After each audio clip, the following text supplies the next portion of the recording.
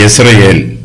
அப்பொழுது கர்த்தர் அவனை நோக்கி, இவனுக்கு யெஸ்ரயேல் என்னும் பெயரிடு, ஏனெனில் இன்னும் கொஞ்ச காலத்தில் நான் யெகூவின் வம்சத்தாரிடத்திலே யெஸ்ரயேலின் இரத்தப்பழியை விசாரித்து இஸ்ரவேல் வம்சத்தாரின் ராஜ்யபாரத்தை ஒழிய பண்ணுவேன். அந்த நாளில் யெஸ்ரயேலின் பள்ளத்தாக்கிலே இஸ்ரவேலின் வில்லை முறிப்பேன் என்றார். இஸ்ரவேல் வம்சத்தார் கர்த்தருக்கு விரோதமாக பாவம் செய்கிறார்கள்.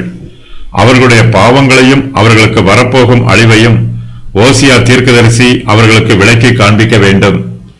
ஓசியா ஒரு சோர ஸ்திரியை தன்னிடமாக சேர்த்து கொண்டு அவளுக்கு பிறக்கும் குழந்தைகளுடைய பெயர்களின் மூலமாய் இஸ்ரவேல் வம்சத்தாருடைய பாவங்களையும் அவர்களுக்கு வரப்போகும் அழிவையும் அவர்களுக்கு விளக்குகிறார்.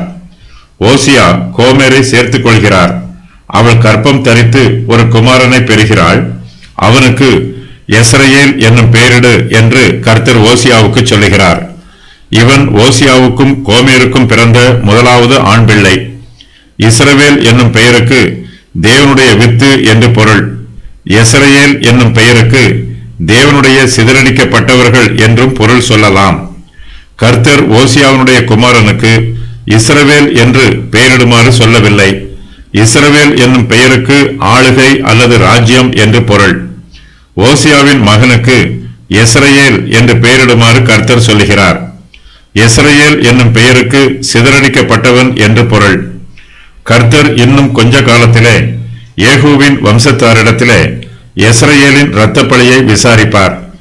கர்த்தர் இஸ்ரவேல் வம்சத்தாரின் ராஜ்யபாரத்தை ஒழிய பண்ணுவார். ஆகாபின் குடும்பத்தார் பாகாலை ஆராதிக்கிறார்கள். ஆகாபின் வீட்டாரை யேகூ அழித்து போட்டார். ஆகாபுடைய வீட்டாரின் இரத்தத்தை சிந்தினார். யேகூ செய்ததை கர்த்தர் அங்கீகரிக்கிறார். கர்த்தர் யெகூவை நோக்கி, என் பார்வைக்கு செம்மையானதை நீ நன்றாய் செய்து என் இருதயத்தில் இருந்தபடியெல்லாம் ஆகாபின் குடும்பத்துக்கு செய்தபடியினால் உன் குமாரர் இஸ்ரவேலுடைய சிங்காசனத்தின் மேல் 4 தலைமுறையாக வீற்றிருப்பார்கள் என்றார். 2 ராஜாக்கள் 10:30. ஆகாபின் குடும்பத்தாரை யேகூ அழித்து போட்ட சம்பவத்தை கர்த்தர் அங்கீகரித்தாலும், நான் யேகூவின் வம்சத்தாரிடத்தில் யெஸ்ரயேலின் இரத்தப்பழியை விசாரிப்பேன் என்று கர்த்தர் சொல்லுகிறார்.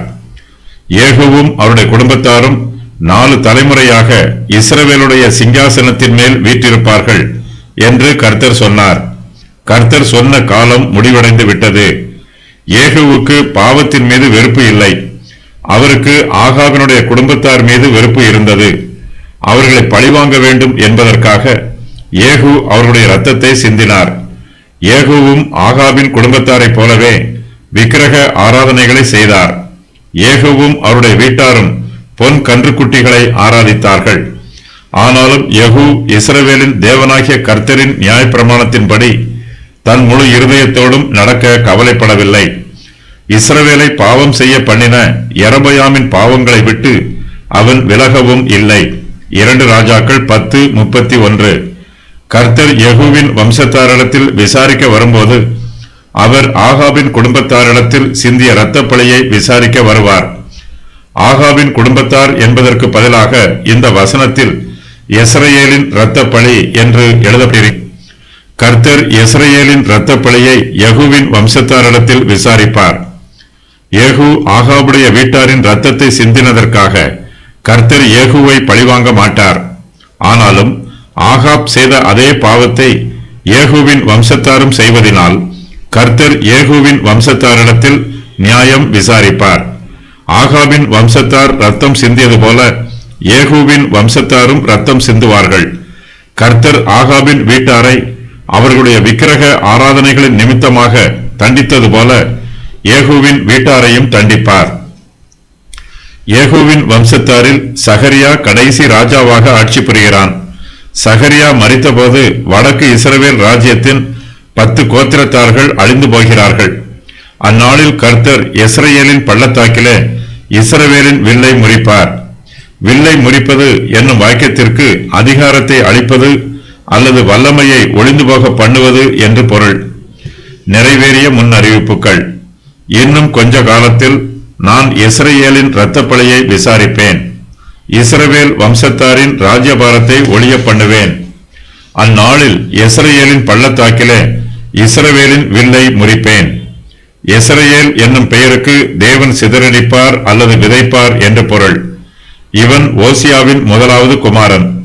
கர்த்தர் இஸ்ரவேல் புத்திரரை சிதறடித்து எல்லா தேசங்களிலும் அவர்களை விதைப்பார் என்று இந்த பெயருக்கு பொருள் கூறலாம். கர்த்தருடைய நோக்கம் நிறைவேறின பின்பு பல தேசங்களில் சிதறடிக்கப்பட்ட இஸ்ரவேல் புத்திரர்களை அவர் மறுபடியும் அவருடைய சொந்த தேசத்திற்கு திரும்பவும் அழைத்து வந்து அங்கு அவர்களை விதைப்பார். ஆகாபின் வீட்டாரின் மீது யெகூ தேவனுடைய நியாய தீர்ப்பை நிறைவேற்றினான். ஆனால் அதன் பின்பு ஆகாப் என்ன பாவங்களை செய்தானோ அதே பாவங்களை யெகூவும் செய்தான். ஆகாபின் வீட்டார் முழுவதுமாக அழிக்கப்பட்டார்கள். இந்த அழிவு எசரேலின் நாள் என்று அழைக்கப்படுகிறது.